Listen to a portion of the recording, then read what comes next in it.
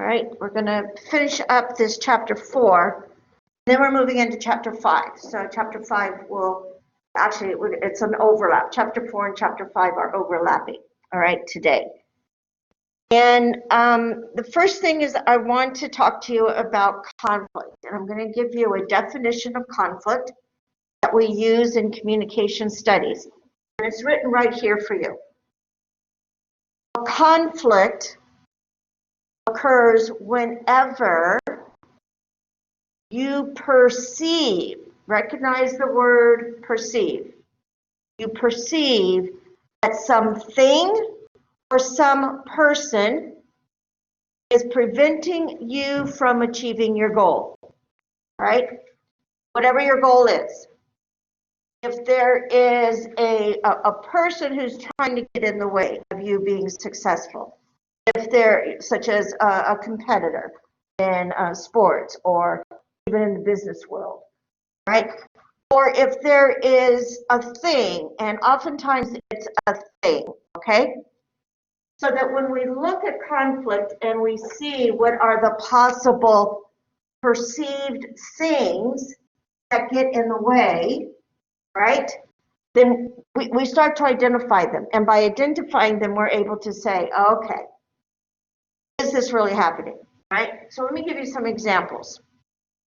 Competition or vying for different elements are oftentimes the very lowest basics for what causes conflict. So, resources.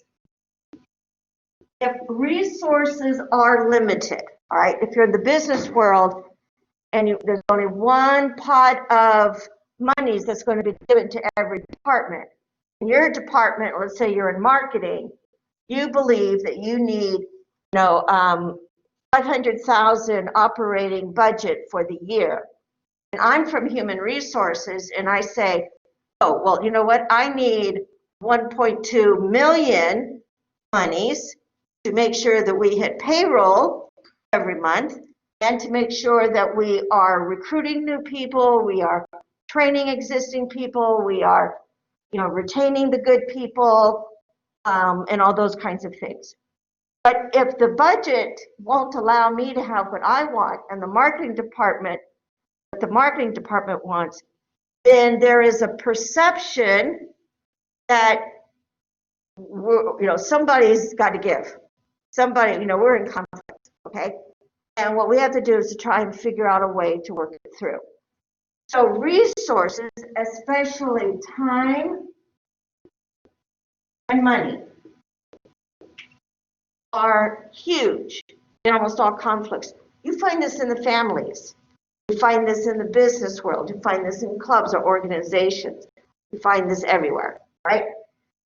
And then there might be people themselves, either the way they behave or the way they manipulate things or, whatever. Okay? So these are the things that get in the way, you perceive. Okay. So the first thing to know is that conflict is not a bad thing.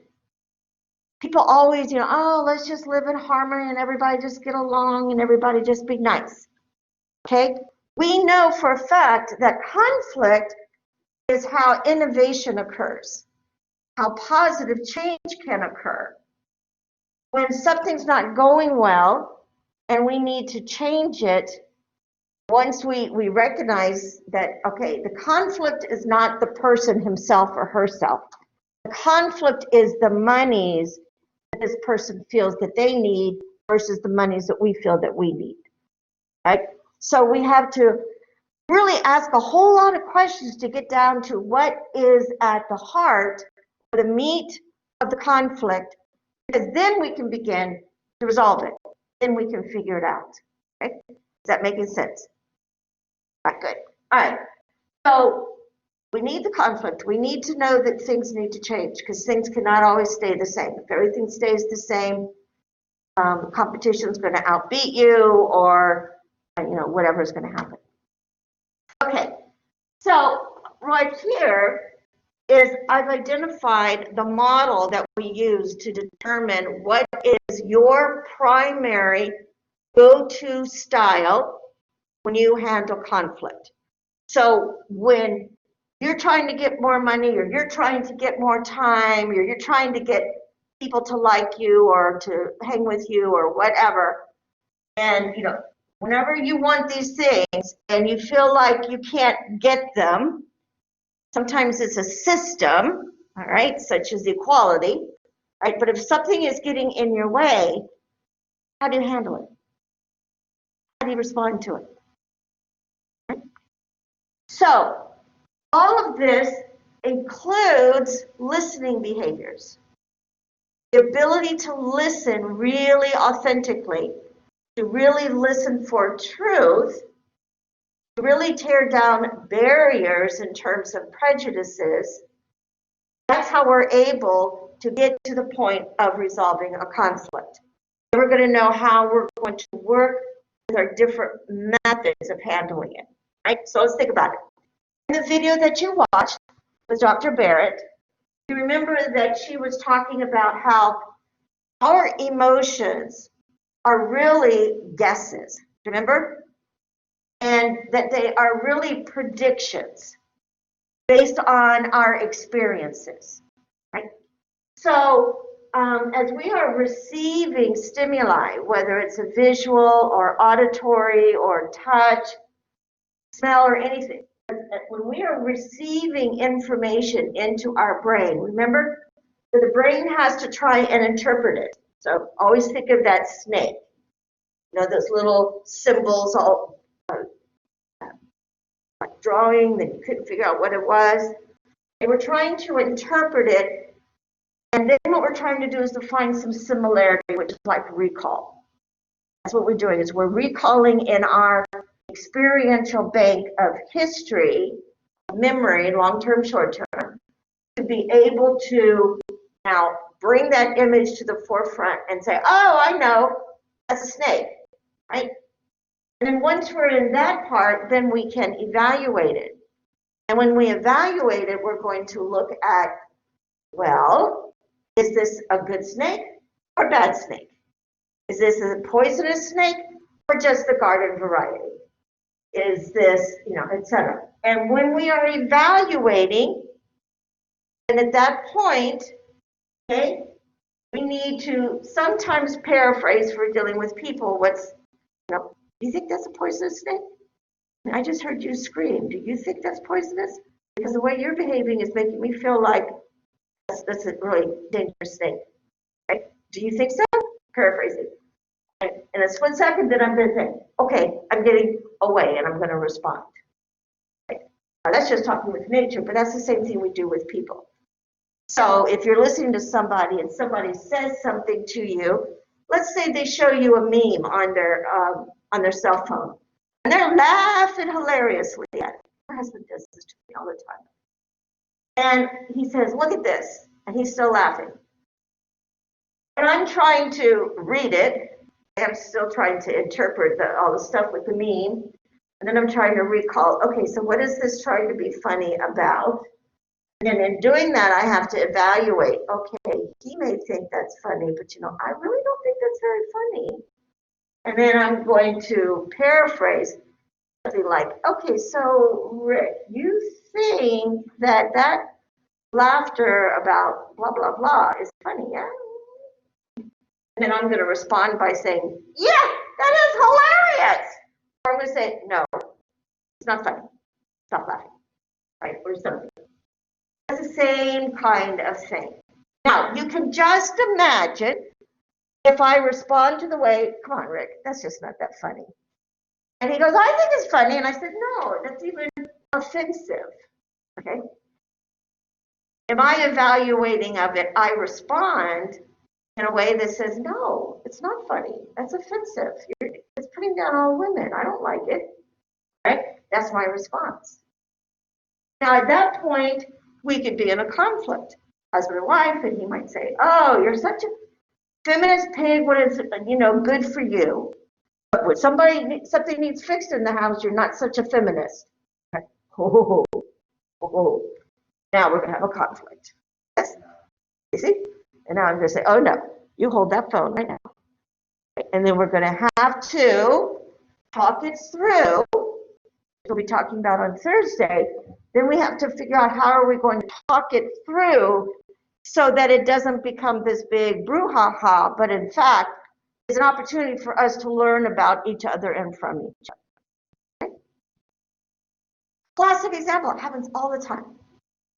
All right, so how do I respond to this conflict and how does he respond? We're now in this, sitting on the sofa watching TVs, and he shows me this meme that's very sexist, and I say, why are you doing this? And he gets all defensive and all this kind of stuff. How we engage in that conflict at that moment is going to tell us what is our go-to primary style of conflict, right? So I told you guys you needed to have this done. So I want to know what were your numbers and the words. So remember that little activity that I said to do for session form E as an elephant? Okay, so everybody look at what you got. Okay, so everybody find it. And while you're doing that, I'm going to take attendance.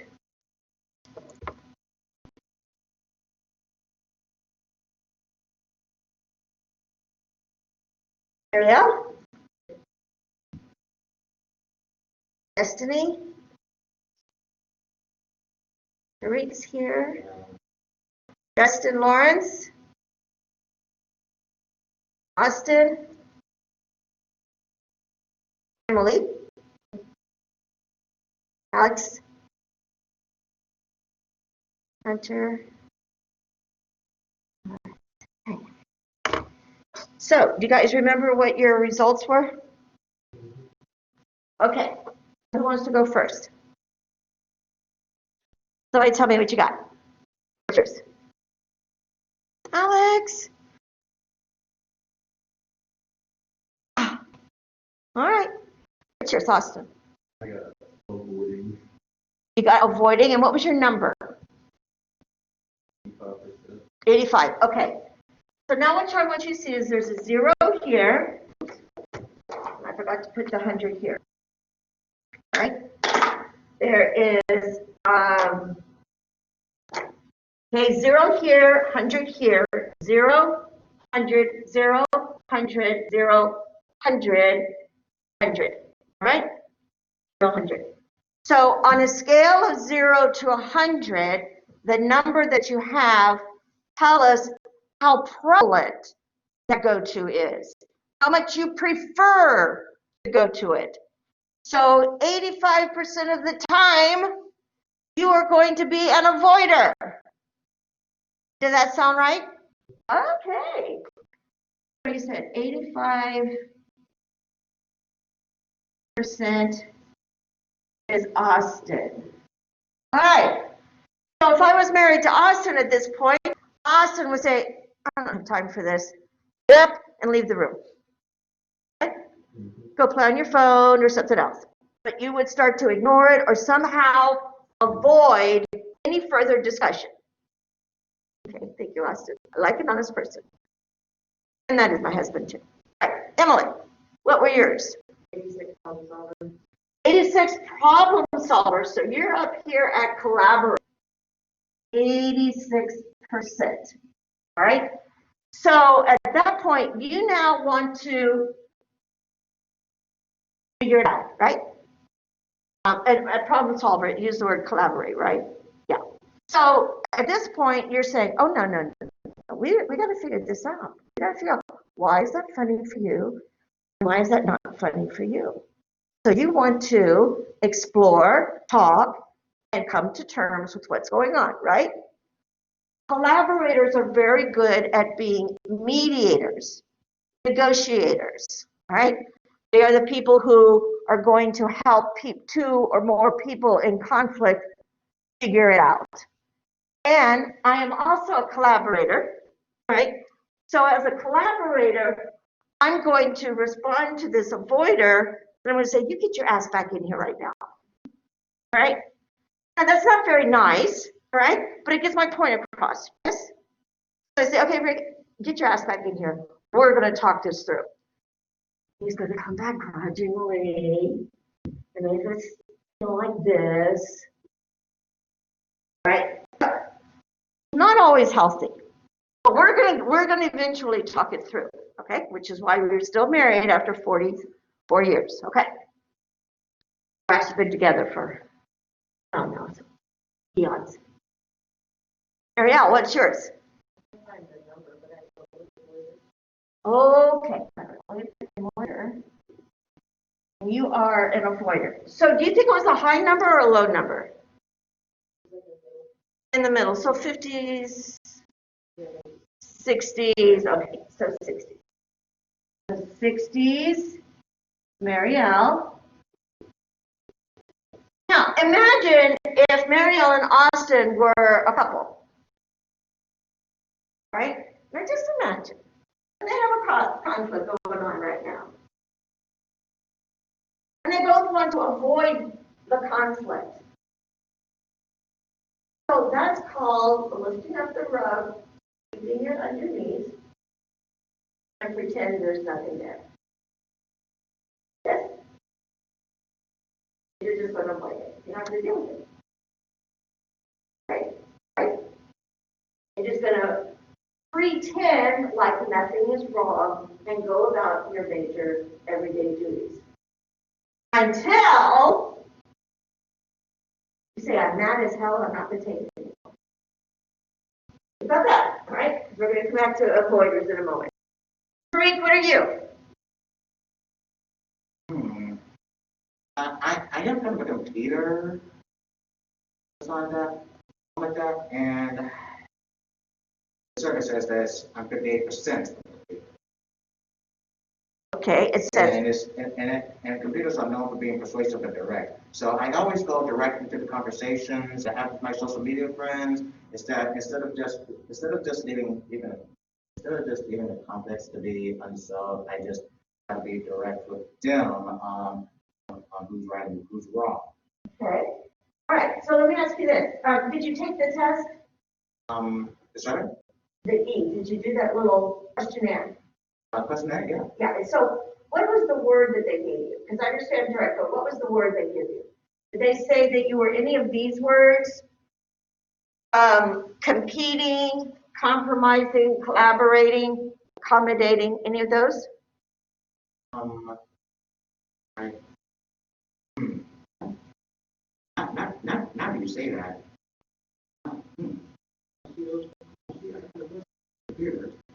Okay. I'm gonna move down to avoider. Avoider, all right. And I also got a big, yeah, I'm also 58% avoider. 58? Yeah, 58. 58. All right. So now we've got 58%.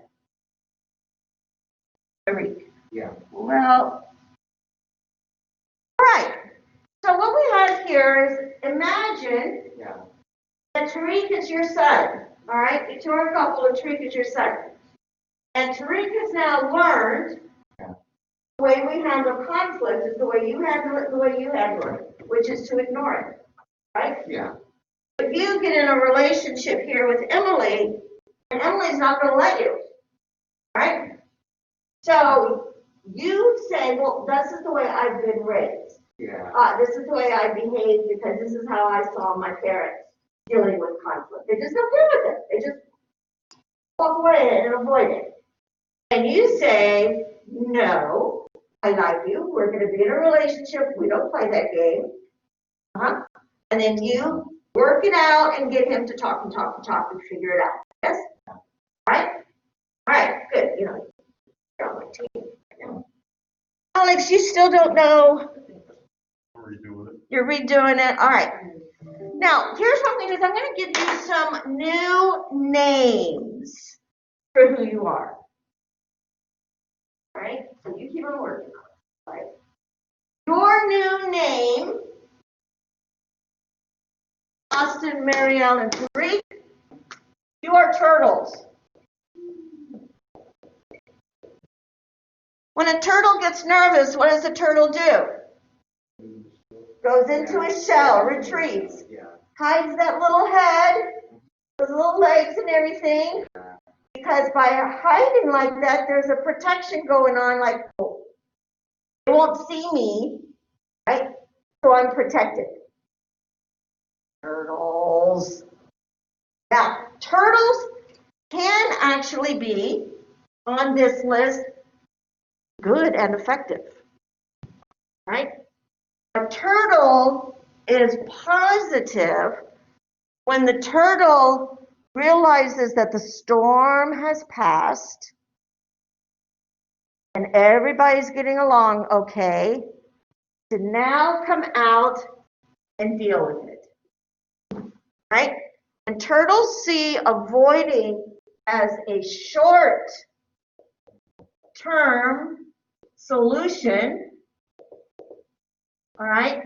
And they let the, the anger, the management,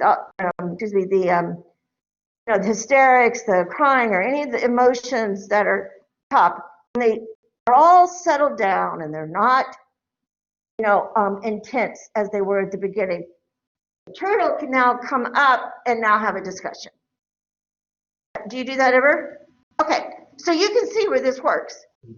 All right, so Austin, so what you've done is you have learned through your experience, all right, that when you are receiving stimuli that there is a conflict and you start to interpret it, you recall that in this circumstance, the best thing to do was to temporarily walk away, count to 10, wait till the next day, and then you can respond. That gives you time, right, to evaluate pros and cons, possibilities, calm yourself down, to then respond, right, like the adult in the room. So, Tarika, Marielle, and Austin, this is actually a good thing when you do it on a short-term basis. When you do it on a long-term, it's not healthy. It's not healthy because that's constantly running away. That's constantly not being what we call adulting, right? So just think of that. If you see it as a short term, I'm going to deal with this when everybody's calmed down, including myself, and then you really, really do go back and deal with it, and that is being an effective communicator. That's actually being somebody with emotional intelligence. Because you have the intelligence, right, through your memory bank of recall, to know that it's not going to serve anybody any good if I respond in this moment. Pretty cool, huh? What are you? 83 avoiding. You're 83 avoiding too. Oh my gosh. Wow. Oh my gosh. 85 avoiding too. Austin and Alex. Oh, is it X or CK or X? No. All right. So Emily and I are just kind of like looking at each other with shaking our heads. We gotta wait until a day to go by until they calm down. And then when you do come back and approach it, or we will keep going at them. Are you calm now if you want to talk about it? And they may say, no, not yet. And then they continue to avoid, and you say, well, now we need to deal with it. So Emily and I are people who like to get things resolved. So I'm going to talk a little bit about the others, right? This is unusual to have so many avoiders in one class and not the others. So let me explain what these others are. We usually have a high number of accommodators. Okay, if this is a turtle, this is a teddy bear. And a teddy bear is a person who gets walked all over. It's punched. It's hugged to death when you're in tears. The teddy bear is the softie. The teddy bear can be taken advantage of. The teddy bear is more concerned with everybody getting along and everybody being happy than about his or her own needs. Okay? So the teddy bear in an accommodating situation is one who, I'll do whatever you say, let's just not fight. Okay? You know those people? Yeah. Whatever, I don't care, if especially if you're like in a group, whatever you guys want to do is fine with me. Okay? Those are our teddy bear accommodators.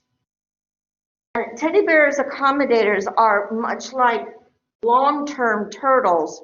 They will stay like that as long as it's working. But at some point, they're going to say no. And they will get mad as hell, and then they will go crazy. Now, in order to have teddy bears, you have to have competitors who are also known as sharks. We're going to use the same color. All right, now, let me give you another name for a shark. A bully.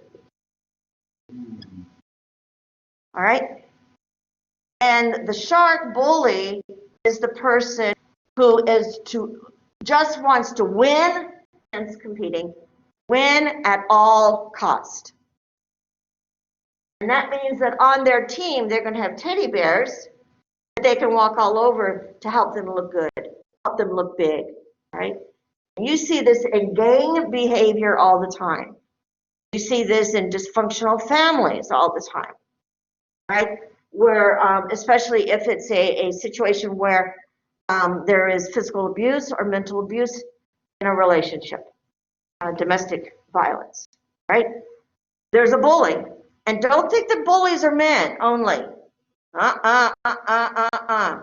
There are plenty of women who are also bullies. This is not a gender-specific behavior, all right? And oftentimes, you will wonder, why does a couple even get, what do they see in each other? Ever seen those couples just like, man, she walks all over him. She gets whatever she wants out of him. And you're thinking to yourself, what? Why are they even together? Why does he put up with that, right? And the reason they do is because the teddy bear is indeed getting something out of it, right? The question is what? And that's where the collaborators come in to try to figure out. And is that where the teddy bear should be getting that kind of need met, right? So the teddy bear is having a need that's met by a bully or a shark. Now, there are some occupations when sharks are wonderful to have on your staff.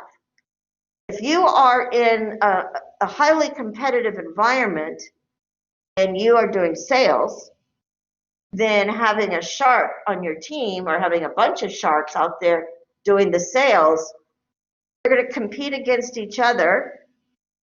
Hopefully it will be ethically and bring in you a lot of money, right? You don't want teddy bears. You definitely don't want turtles. Now you may want another category, which are compromisers who are foxes. They are the sly fox. That's the name of them because they know when to give a little so that they can take a little, right? So the fox is I'm going to win and I'm going to lose something in the process. All right. And so they do the bargaining to know how much they're willing to lose versus what they're going to be winning. All right. So this is a win-lose. This is going to be just a lose-lose, right? This is a win at all cost, is the shark. This is going to be, you win a little, you lose a little.